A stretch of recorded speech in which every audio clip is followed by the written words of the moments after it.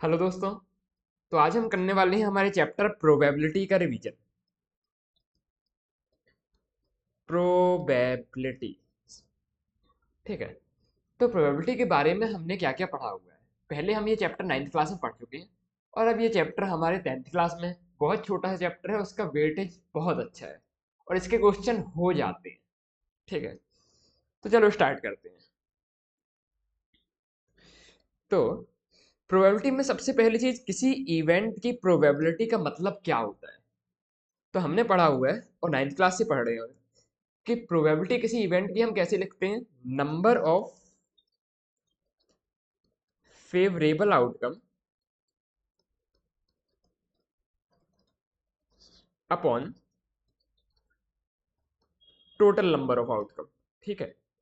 ये क्या हो जाती है हमारी प्रोबेबिलिटी की बेसिक डेफिनेशन।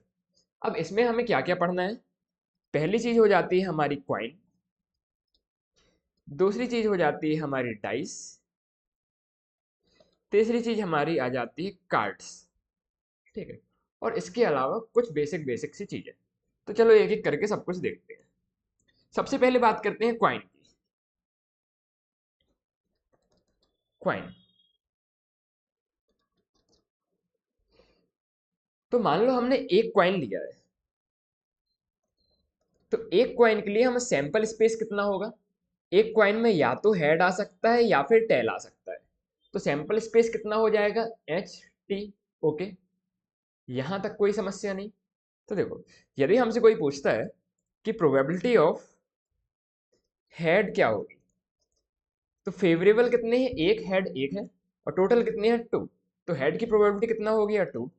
यदि कोई प्रोबेबिलिटी ऑफ टेल पूछता है तो कितना हो जाएगा, टेल कितना है, वन, और टोटल कितने हैं, टू। तो प्रोबेबिलिटी ऑफ टेल कितना हो गया, टू। तो एक क्वाइन के बारे में हमने देख लिया, ठीक है। वहीं यदि बात कुछ ऐसी हो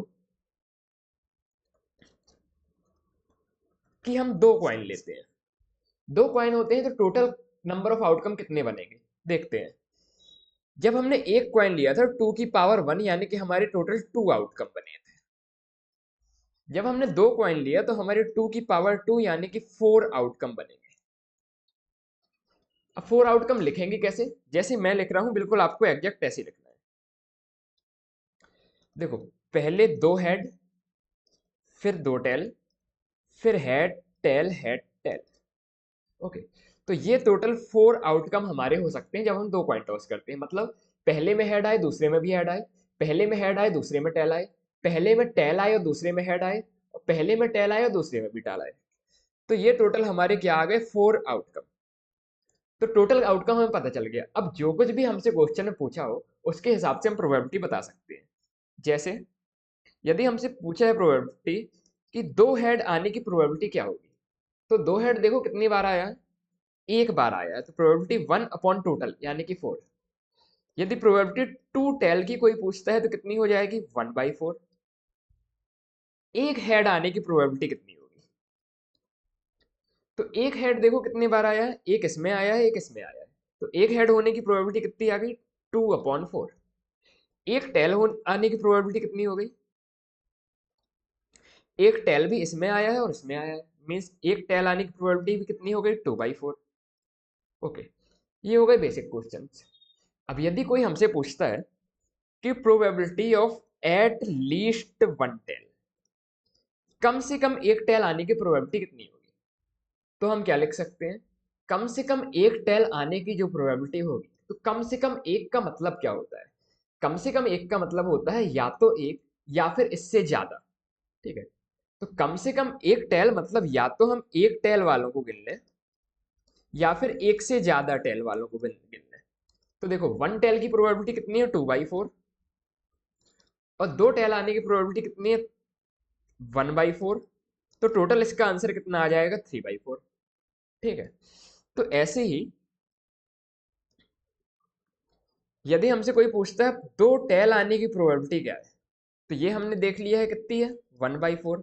और कोई हमसे पूछता है कि probability at least one tail आए, मतलब कम से कम एक टेल आए, तो इसकी प्रोबेबिलिटी क्या होगी। तो कैसे लिखेंगे, एट लीस्ट वन टेल मतलब या तो एक टेल आए या फिर इससे ज्यादा आए। तो प्रोबेबिलिटी क्या हो जाएगी, एक टेल आए या फिर इससे ज्यादा कितने हो सकते हैं? दो हो सकते हैं। तो एक टेल आने की प्रोबेबिलिटी और दो टेल आने की प्रोबेबिलिटी का सम करेंगे हम, तो हम मिलेगी एटलीस्ट वन टेल आने की प्रोबेबिलिटी। अब वन टेल आने की प्रोबेबिलिटी कितनी होती है? 2/4। और टू टेल्स आने की प्रोबेबिलिटी कितनी होती है? 1/4। तो टोटल प्रोबेबिलिटी कितनी हो गई? 3/4। ठीक है, ओके। आगे देखते हैं। यदि हमसे कोई पूछता है probability at most one tail आई। एट मोस्ट वन टेल का मतलब समझना है। एट मोस्ट वन टेल का मतलब अधिक से अधिक एक टेल। तो इसमें कौन कौन आ जाएगा? अधिक से अधिक एक टेल मतलब वन टेल आ सकता है, और अधिक से अधिक एक मतलब इससे कम वाले आ सकते हैं। तो इससे कम वाले कौन सा हो जाएगा? Zero tail. अब देखो, ये था head head, head tail, tail head और टेल टेल। तो एक टेल में कौन कौन सा आ जाएगा? ये दोनों आ जाएगा। तो प्रोबेबिलिटी हो जाएगी हमारी कितना? 2/4। और जीरो टेल में कौन सा आ जाएगा? ये वाला आ जाएगा। मतलब प्रोबेबिलिटी आ गई 1/4। तो टोटल प्रोबेबिलिटी कितनी आ गई? 3/4। ठीक है। ऐसे ही यदि हमसे कोई पूछता है कि probability at most one head की क्या होगी, तो एट मोस्ट वन हेड का मतलब अधिक से अधिक वन हेड। अधिक से अधिक वन हेड में कौन कौन आ जाएगा? पहली चीज तो एक हेड वाले आ जाएंगे। दूसरी चीज अधिक से अधिक एक, मतलब एक से कम हो सकते हैं, एक से ज्यादा नहीं होना चाहिए। तो अधिक से अधिक एक मतलब जीरो हेड वाले भी इसमें आ जाएंगे। इतना समझ में आता है? तो टोटल हेड कितने हो गए? हेड टेल, टेल हेड और टेल टेल। ओके। तो अधिक से अधिक एक हेड में, इनमें देखो एक हेड आ रहा है, और जीरो हेड किस में आ रहा है? इतने। तो टोटल कितने हो गए हमारे? 3/4। ऐसे हम आंसर दे सकते हैं। ठीक है। तो ये हो गया हमारा 2 पॉइंट्स वाला कॉन्सेप्ट। अब इसके आगे हम चलते हैं। तो इसके आगे हमारा क्या आएगा? जब हम 3 कॉइन टॉस करते हैं। तो 3 कॉइन टॉस करेंगे तो सबसे पहली चीज टोटल आउटकम कितने बनेंगे? तो 2 की पावर 3 यानी कि 8 टोटल आउटकम बनेंगे। ठीक है। टोटल आउटकम 8 कैसे होंगे? देखो, पहला हेड, दूसरा हेड, तीसरा हेड, चौथा हेड, ऐसे 4 कंटिन्यू हेड लिख दिए। फिर क्या लिखा? 4 कंटिन्यू टेल लिख दिया। फिर दो हेड, दो टेल, दो हेड, दो टेल। ठीक है। इसके बाद एक हेड, एक टेल, एक हेड, एक टेल, एक हेड, एक टेल, एक हेड, एक टेल। ये क्या बन गया? हमारा सैंपल स्पेस।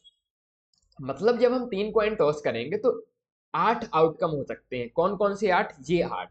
कैसे बनाएंगे? कैसे बनाएंगे? सबसे क्या किया? पहले क्या किया? 4 हेड लिख दिए। फिर क्या लिखा किया? 4 टेल लिख दिया। इसके बाद दो हेड, दो टेल, दो हेड, दो टेल। उसके बाद एक हेड, एक टेल, एक हेड, एक टेल, एक हेड, एक टेल, एक हेड, एक टेल। ठीक है।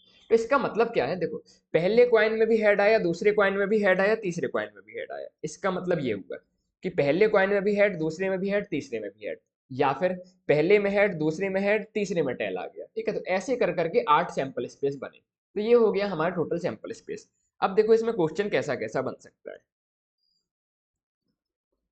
किसी ने हमसे पूछा 3 हेड की प्रोबेबिलिटी कितनी होगी? तो 3 हेड किस में दिख रहे हैं? इसमें दिख रहा है। तो 3 हेड की प्रोबेबिलिटी हो गई 1/8। 3 टेल की प्रोबेबिलिटी कितनी होगी? 1/8। 2 टेल की प्रोबेबिलिटी कितनी होगी? तो 2 टेल वाले देखना कौन कौन से हैं। इसमें 2 टेल है, इसमें 2 टेल है, इसमें 2 टेल है। तो 2 टेल वाली कितने फेवरेबल आउटकम है हमारे? 3। और टोटल कितना है? 8। तो 2 टेल वाली कितने हो गए? 8 हो गए। 3/8। प्रोबेबिलिटी 2 हेड की कितनी हो जाएगी? तो 2 हेड वाला समझते हैं। तो देखो, इस वाले में 2 हेड है, इसमें भी 2 हेड है, इसमें भी हमारा 2 हेड है। तो ये भी कितने हो गए? 3। तो आंसर कितना आ गया? 3/8। प्रोबेबिलिटी 1 टेल की कितनी होगी? तो देखो 1 टेल किस में है? इसमें हमारा 1 टेल है। ओके। और इसमें भी 1 टेल है, और इसमें भी 1 टेल है। तो 1 टेल वाले हो गए कितने? 3। और अपॉन में कितना आ गया? 8। ऐसे ही यदि पूछते हैं हमसे प्रोबेबिलिटी 1 हेड की कितनी होगी, तो देखो 1 हेड वाले कैसे मिलेंगे? देखो इसमें हमारा वन हेड है, इसमें भी वन हेड है, इसमें भी वन हेड है, तो वन हेड वाले कितने हो गए 3, तो आंसर आ गया कितना 3/8। ओके, और क्या बन सकता है, सैंपल स्पेस बना दिया, head head head head, tail tail tail tail, then head tail tail head head tail tail, then head tail head tail head tail head tail, ऐसे क्या बनाया सैंपल स्पेस। अब और क्या पूछा जा सकता है, probability of at least one head, कम से कम एक हेड होने की प्रोबेबिलिटी क्या है। तो एटलीस्ट वन हेड में कौन कौन सा आएगा, कम से कम एक मतलब कम से कम एक होना चाहिए, इससे ऊपर चल सकता है। तो देखो इसमें कौन कौन सा आ जाएगा, एक हेड वाले आ जाएंगे, इसमें कम से कम एक हेड है, टू हेड वाले भी आ जाएंगे, क्यों, इसमें भी कम से कम एक हेड है, एक से ज्यादा चल जाएगा क्योंकि कम से कम एक होना चाहिए। थ्री हेड वाले आएंगे क्या, बिल्कुल आएंगे, क्यों, एटलीस्ट वन हेड, तो कम से कम एक, तो इसमें तो इससे ज्यादा है ना, तो एटलीस्ट वन वाले में ये तीनों आएंगे। तो देखो वन हेड वाले कितने हो गए 3/8, टू हेड वाले कितने हो गए 3/8, और थ्री हेड वाले कितने हो गया 1/8, तो टोटल कितना आ गया 7/8। ठीक है, तो ऐसे हम इन क्वेश्चनों को कर सकते हैं।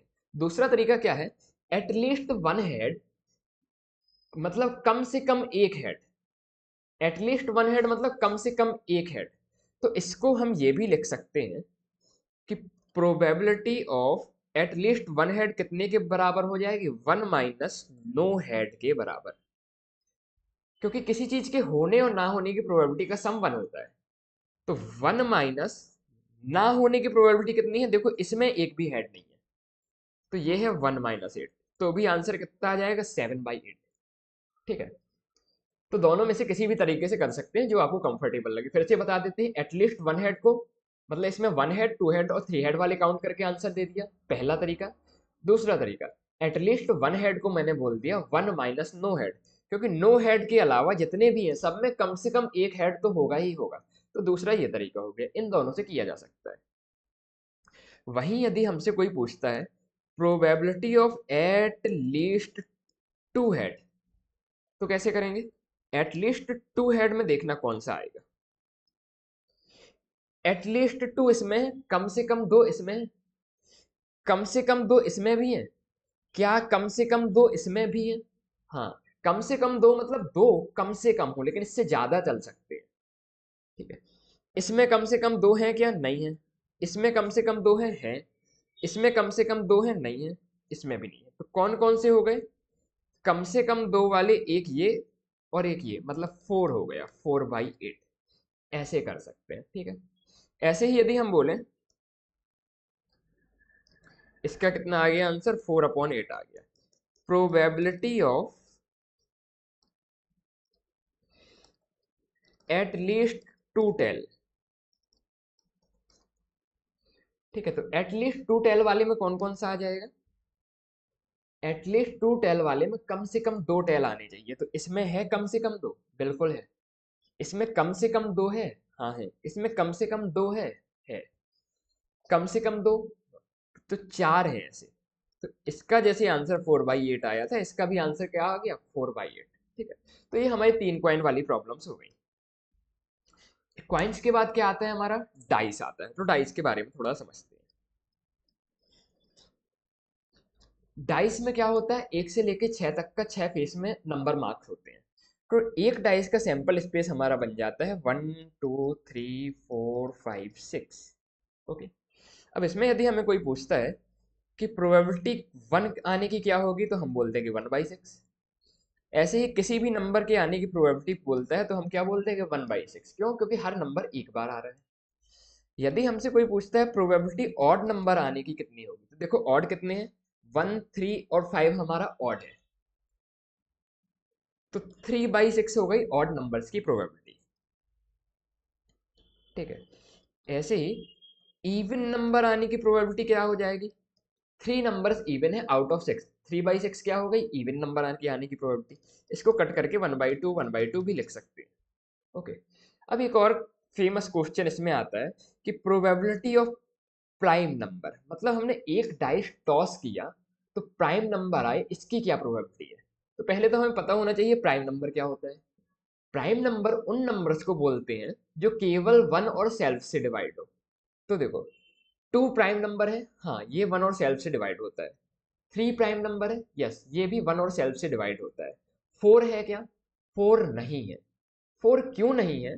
क्योंकि फोर टू से भी डिवाइड होता है, तो फोर कैसा है? कंपोजिट है, प्राइम नहीं है। फाइव प्राइम नंबर है क्या? फाइव वन और सेल्फ से डिवाइड होता है, इसलिए फाइव क्या है? प्राइम नंबर है। तो ये तीन क्या है? Prime number.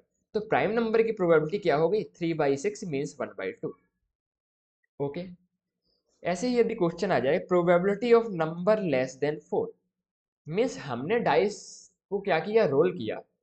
फोर से लेस नंबर आने की प्रोबेबिलिटी क्या होगी? तो फोर से छोटे के कौन कौन से हैं? वन है, टू है और थ्री है। तो 3/6 मीन्स 1/2, ये कितने हो जाएंगे? फोर से कम नंबर आने की प्रोबेबिलिटी।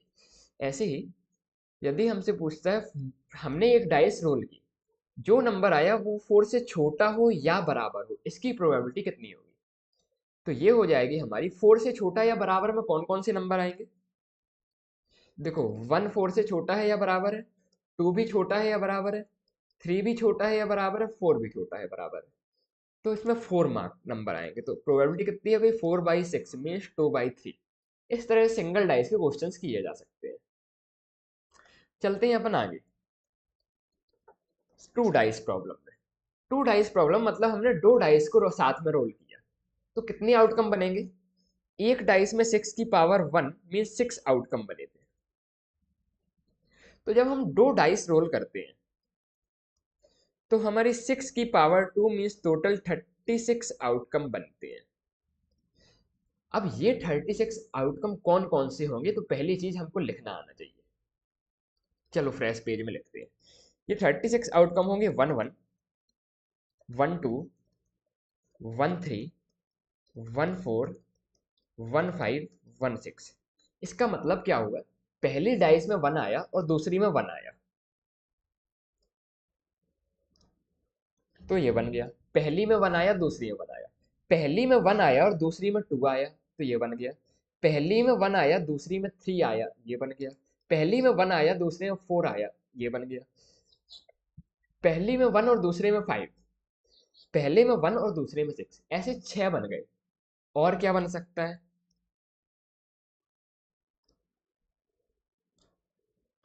पहली डाइस में 2 आया और दूसरी में 1 आया, ठीक है। पहली में 2, दूसरे में 2, पहली में 2, दूसरे में 3, पहली में 2, दूसरे में 4, पहली में 2, दूसरे में 5, पहली में 2, दूसरे में 6, ठीक है। इस तरह से हम आउटकम बना सकते हैं। पहली में 3, दूसरी में 1। तो ये अब मैं जल्दी जल्दी लिख देता हूँ।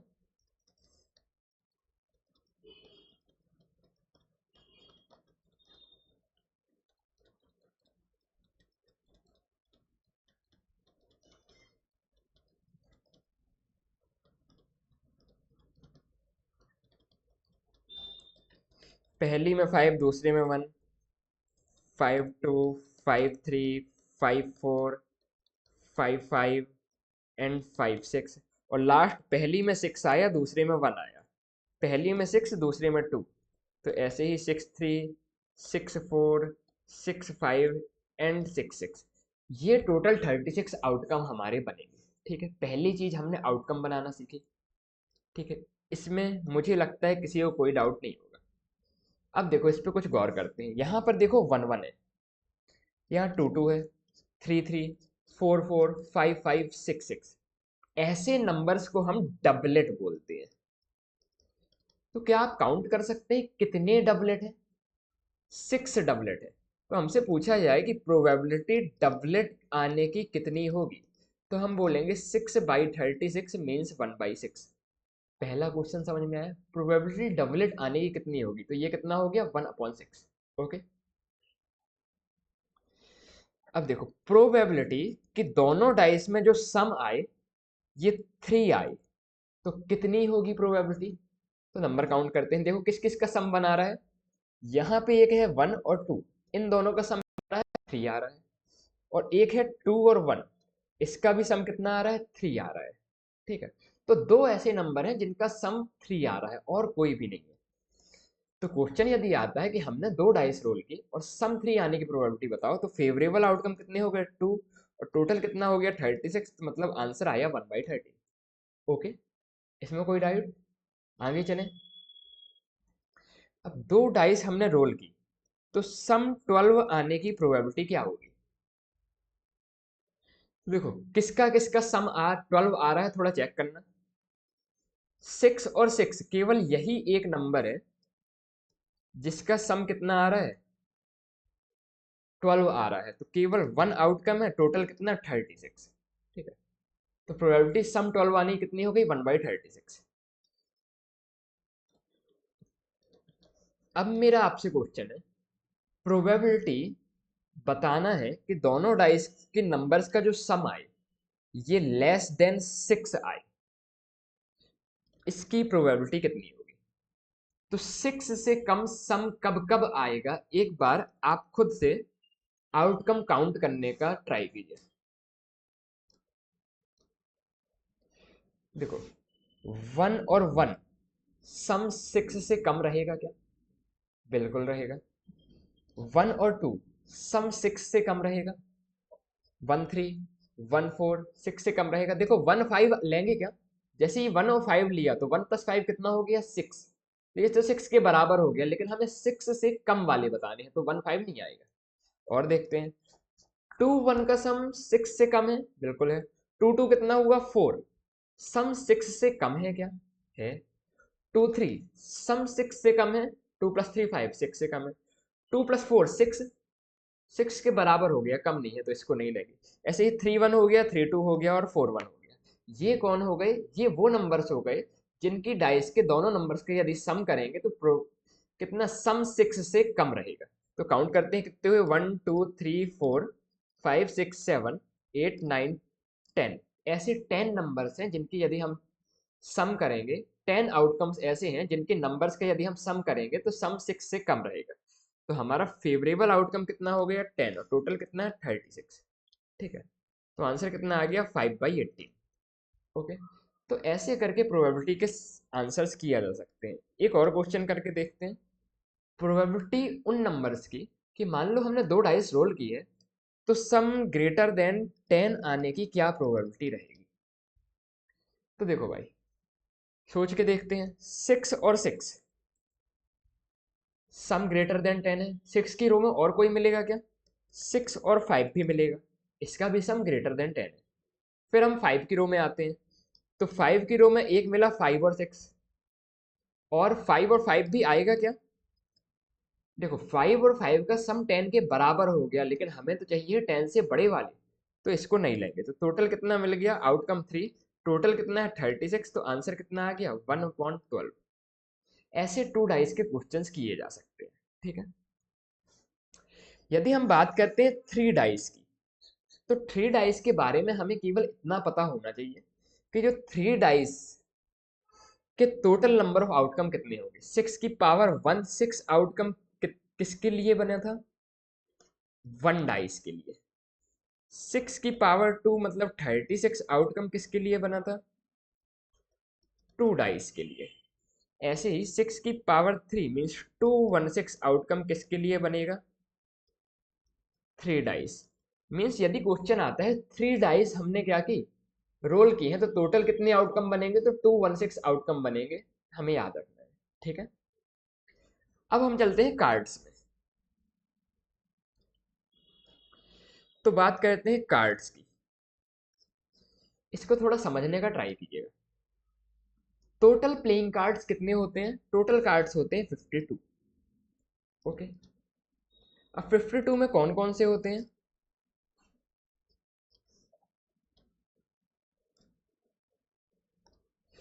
52 में दो कलर होते हैं, एक रेड कलर एक ब्लैक कलर। दोनों बराबर बराबर होते हैं, means 26 red card and 26 black cards. Okay, next step में चलते हैं। ये जो रेड कार्ड के अंदर 26 होता है, इसमें कौन कौन आती है? तो रेड कार्ड के अंदर आता है हमारा पहली चीज तो क्या, हार्ट, और दूसरी चीज डायमंड। तो 26 के 13 हार्ट होते हैं, और डायमंड कितना होता है, 13 होता है।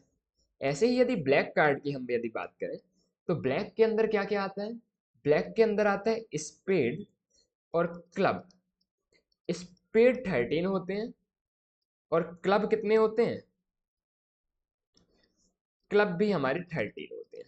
ओके, फिर से स्टार्ट करते हैं। टोटल कार्ड कितने हैं? 52। 52 में 26 हो गए रेड और 26 हो गए ब्लैक। अब ये जो 26 रेड कार्ड है इसमें से 13 हो गए हर्ट, 13 हो गए डायमंड। ठीक है। और जो 26 ब्लैक ब्लैक कार्ड है इसमें से 13 हो गए स्पेड एंड 13 हो गए क्लब। ओके।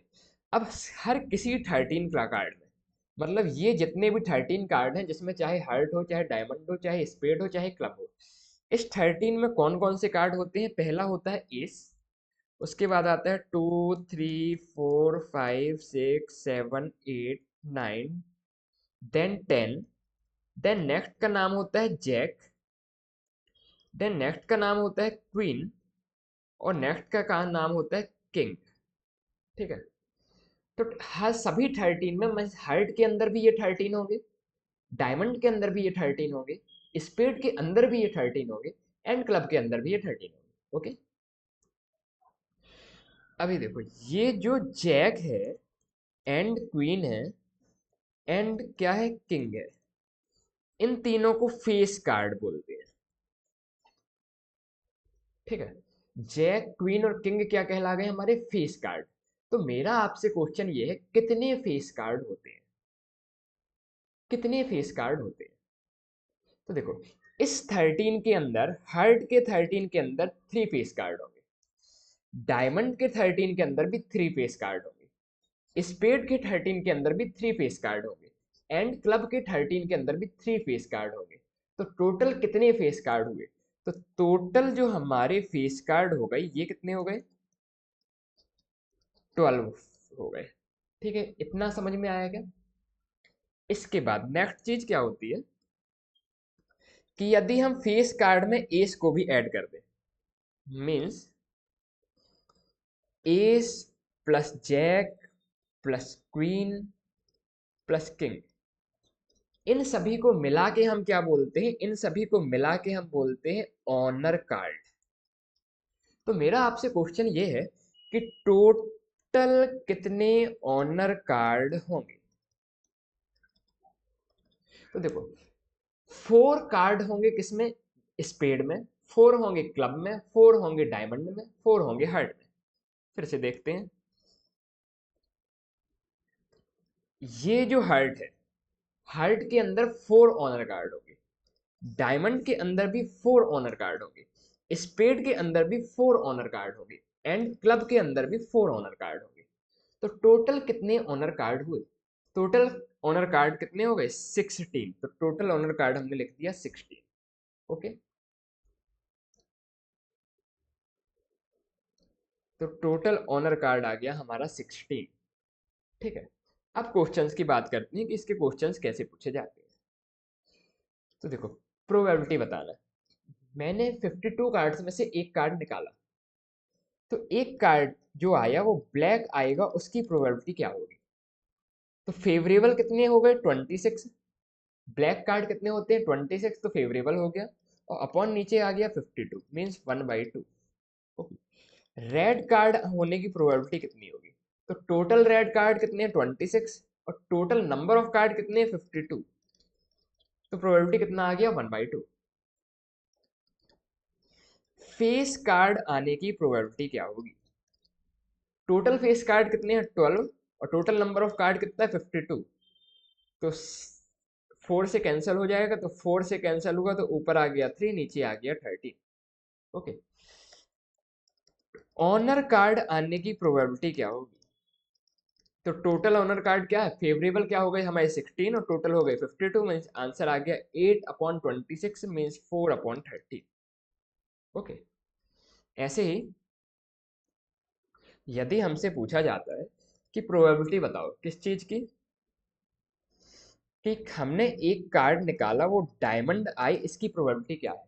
तो डायमंड टोटल कितने कार्ड है? 13 और टोटल नंबर ऑफ कार्ड कितने हैं? 13। उसमें से फेवरेबल मतलब डायमंड कितने हैं? 13। 13/52 ये आ गया हमारा प्रोबेबिलिटी ऑफ डायमंड।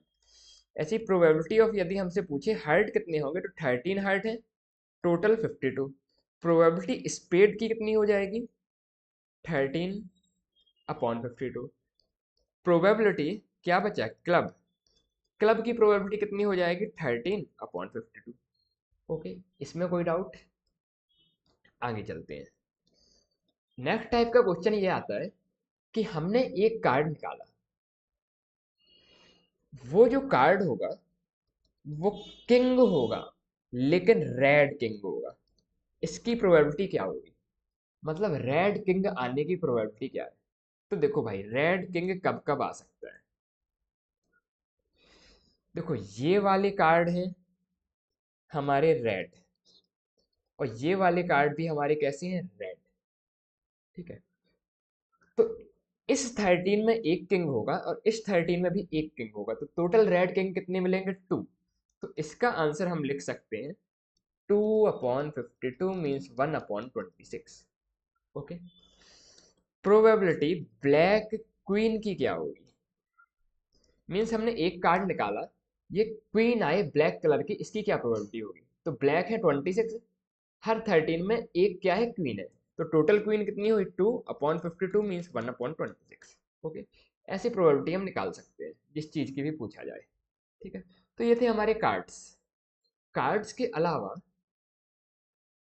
और किसी तरह का क्वेश्चन बनेगा क्या? और भी बन सकता है, एक क्वेश्चन देखते हैं। मान लो क्वेश्चन ऐसा कुछ आता है, मीन्स विदाउट रिप्लेसमेंट या विद रिप्लेसमेंट वाला, कि मतलब हमने पहले एक कार्ड निकाला, पहले हमने एक कार्ड निकाला और ये कार्ड आया रेड का किंग। अब हमने इस कार्ड को वापस नहीं रखा, मीन्स विदाउट रिप्लेसमेंट। मीन्स हमने अब इस कार्ड को वापस नहीं रखा है।